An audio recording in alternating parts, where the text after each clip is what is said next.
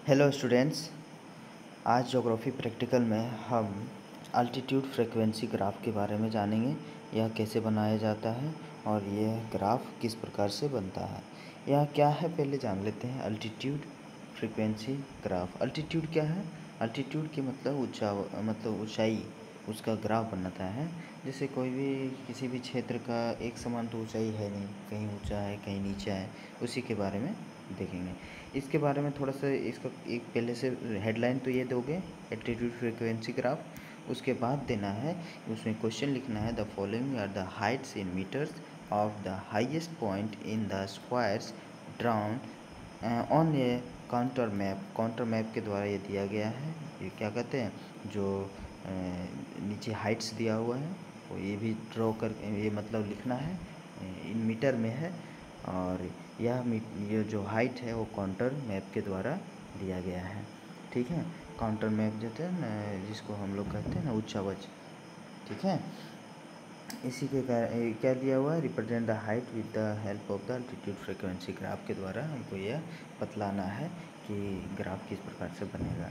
ठीक है, ये क्वेश्चन लिखने के बाद हम लोग आगे जाएंगे कैलकुलेशन टेबल पे। कैलकुलेशन टेबल में कुछ नहीं लिखना है, पहले हम लोग देखेंगे कि यहाँ पे जितने भी दिया हुआ है 105, 120, 128, ये जितने भी, ये क्या है, हाइट है। 105 मीटर, 120 मीटर, 128 मीटर। तो ये बहुत लंबा टेबल हो जाता है अगर सिंगल सिंगल बनाया जाएगा। तो इसको पहले हम लोग क्या करते हैं, डिफरेंसेस में बांटते हैं।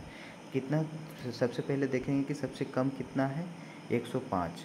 ठीक है, और सबसे ज़्यादा कितना है, 270 है ना, सबसे ज़्यादा है। तो हम इसके बीच में सब लेना है। ठीक है, तो देखो 101 से 125 तक है डिफरेंसेस लिए हम। पहला लिए 101 से 125 तक, दूसरा 126 से 150 तक। सब डिफरेंसेस इस तरह प्रकार से हम लोग लेते जाएंगे आगे। अब हम लोग जब ये ले लेंगे, उसके बाद यह देखना है कि 101 से लेकर 125 तक कितना है। 101 से 125 तक कितना है, देखो यहाँ 1 है, 105 है, 120 है, ये नहीं है।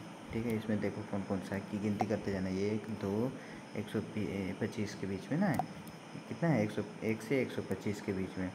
ठीक है, 125, ये ज़्यादा है, ये ज़्यादा है, ये ज़्यादा है, ये ज़्यादा है। 125 के बीच में और कोई है, 2 हुआ, 125 नहीं है। ठीक है, तो ये 2 है, तो हम लोग क्या कहेंगे, यहाँ 2, यहाँ देखो क्या दिए, यहाँ पे 2। ये देखो पहले टेली से हम लिखेंगे, टेली के माध्यम से लिखा जाता है ना।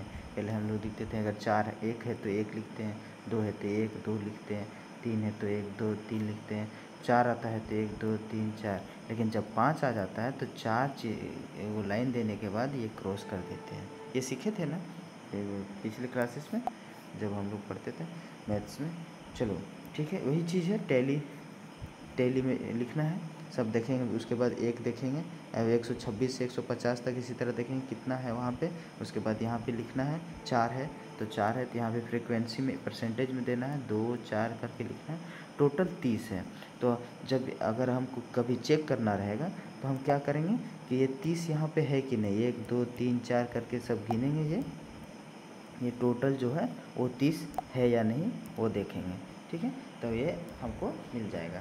अब आगे हम लोग देखेंगे, जब ये कैलकुलेशन टेबल पूरा हो जाएगा तो हम आगे जाएंगे और इसमें रचना विधि किस प्रकार से बनाना है उसके बारे में इसमें बताना, मतलब लिखना है थोड़ा।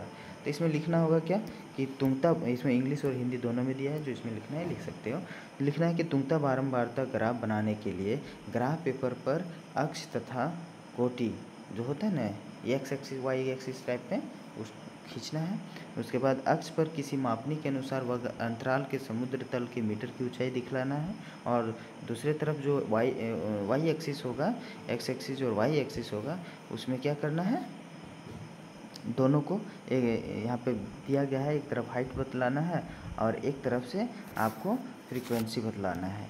ठीक है, ये जैसे देखो यहाँ पे बताया गया है फ्रीक्वेंसी और हाइट्स, ये दोनों को इसी तरह से ड्रॉ करना है।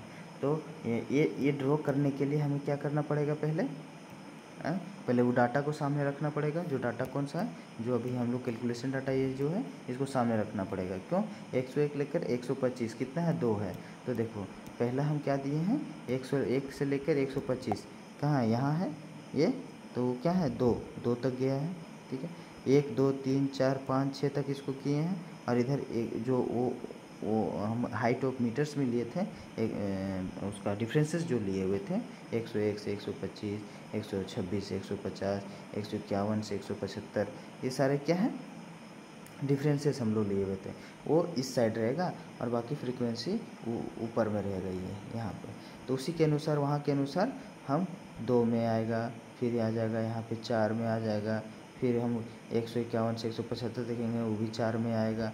फिर देखेंगे ये 176 से 200, ये 6 चला जाता है। फिर इसी तरह सब जाता है। तो इसमें ये क्या है, पहले जो ग्राफ बनता था उसमें इस टाइप में बनाते थे, इस टाइप में बनाते थे, इस टाइप में बनाते थे, ऐसे बनता था ना ये ठीक है। लेकिन ये ग्राफ अलग है, ये इस टाइप में एल्टीट्यूड फ्रीक्वेंसी ग्राफ का यही जो है, यही तरीका है। वो नॉर्मल ग्राफ था, ये एल्टीट्यूड फ्रीक्वेंसी ग्राफ है। ठीक है, ये बनने के बाद हम यहाँ पे हेडलाइन लिख देंगे अल्टीमेट्रिक फ्रीक्वेंसी ग्राफ। क्या लिखना है उसके बाद, बाय काउंटर मैप, किसके द्वारा, काउंटर मैप के जो हाइट्स है मीटर के द्वारा, इन मीटर, इसके द्वारा यहाँ पे लिख देना है। ठीक है, और इसके बनाने के बाद हम इसको क्या है, इसको बॉक्स में बंद कर देना है ताकि देखने में भी अच्छा लगे। और ये हमेशा याद रहे, एक जरा सा भी इधर से उधर नहीं करना है। इसको अगर बनाने का रहेगा, अगर हमारा दिक्कत हो रहा है ये लाइन खींचने में, तो हम क्या करेंगे, एक पतला पतला सा लाइन 1 में, 2 में, 3 में, 4 में, 5 में, 6 में खींच देंगे। उसके बाद में सभी सबको ऐसे करके मिटा देंगे। तो मिटा देने से ऐसे क्या होता है, इधर वाला मिटाते जाएंगे तो अपने आप फिर ये बन जाएगा। क्यों, क्योंकि ये लाइन देने में हमको दिक्कत नहीं होगा। ठीक है, ये हमारा हुआ अल्टीमेट्रिक फ्रिक्वेंसी ग्राफ हो गया। अगले बार हम लोग दूसरे प्रैक्टिकल के बारे में पढ़ेंगे। आज के लिए इतना ही, थैंक यू।